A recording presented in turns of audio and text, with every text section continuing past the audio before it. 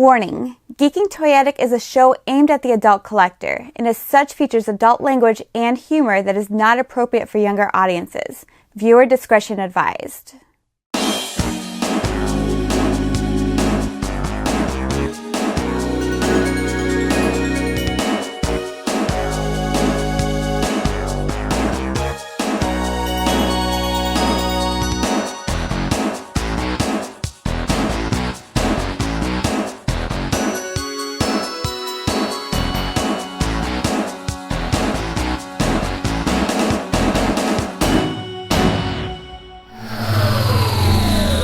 Welcome everybody to another episode of Geeking Toyetic here on the Geeking Poetic podcast channel. I'm your host Larry Roberts, and yes, if you didn't already know, on the Geeking Toyetic show, we talk about toys. I talk about old, new, retro toys, very collectible toys.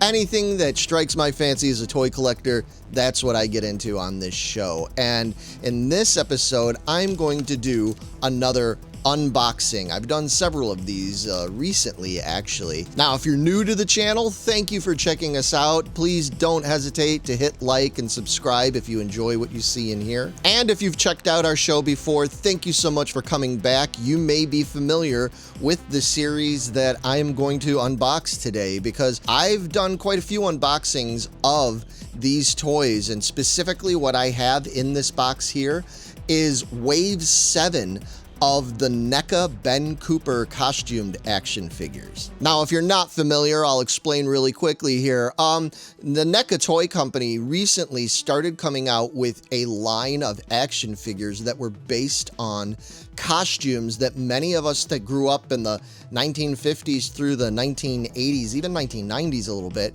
might have remembered. You know Ben Cooper, if you were a kid from that era. That was the thin paper style mask that had a character printed or painted on the mask with the little rubber band, and then the cheap vinyl costume.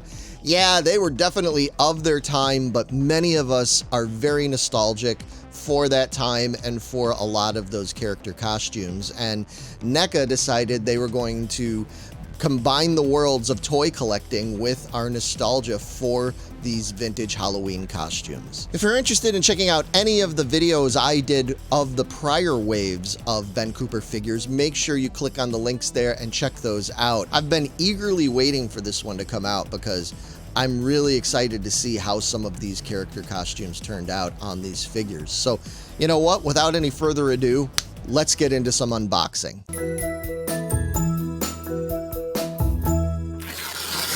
All right, got my trusty knife, and let's just dig into this.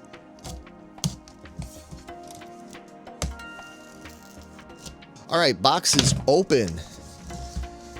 And dig it in here. Now, see, that's better. I've been complaining in some of my other unboxings I've done recently, whether it was my toy unboxing or my vinyl record album unboxings. They really haven't been doing a great job from a lot of these companies. But NECA did a great job. There's plenty of packing in there, and yeah, I'm very happy with that.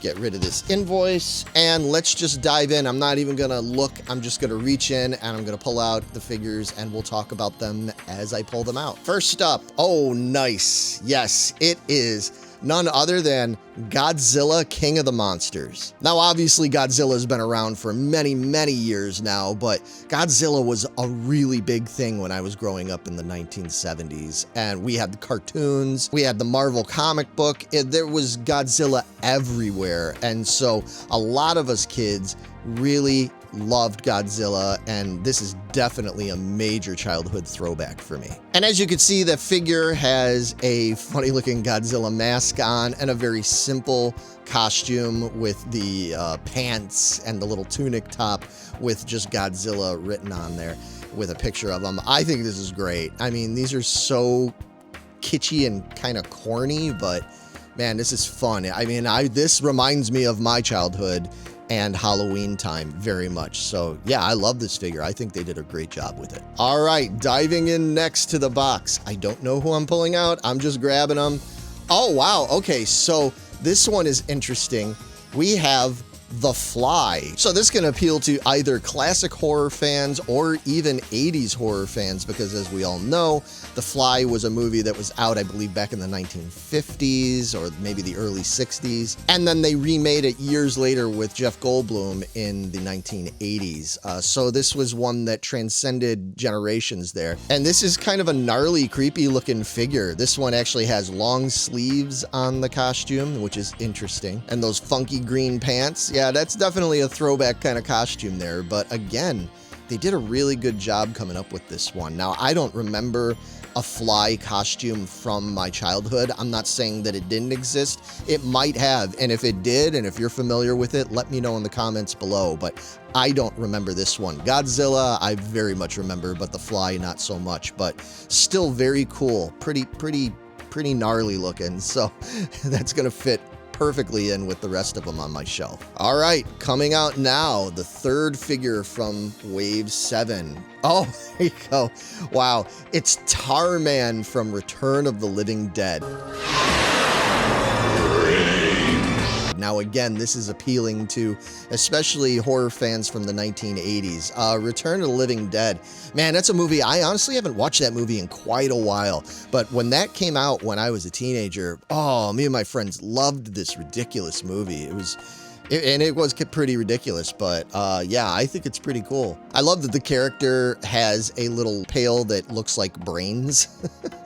That's pretty cool, man. Yeah, that's a gnarly looking figure, but again, I think they did a great job. Another one that has longer sleeves, not the sleeveless tunic style like the Godzilla one. Of course, I didn't mention this earlier, but just like with all the past waves of the NECA Ben Cooper figures, the boxes are designed to resemble something like what the old Ben Cooper costume boxes were when you went to Kresge's or DeKoven's or any Kmart, any of the places where you could get these costumes back in the day. Yeah, that's a great looking figure too. Very happy. They're 3 for 3 so far.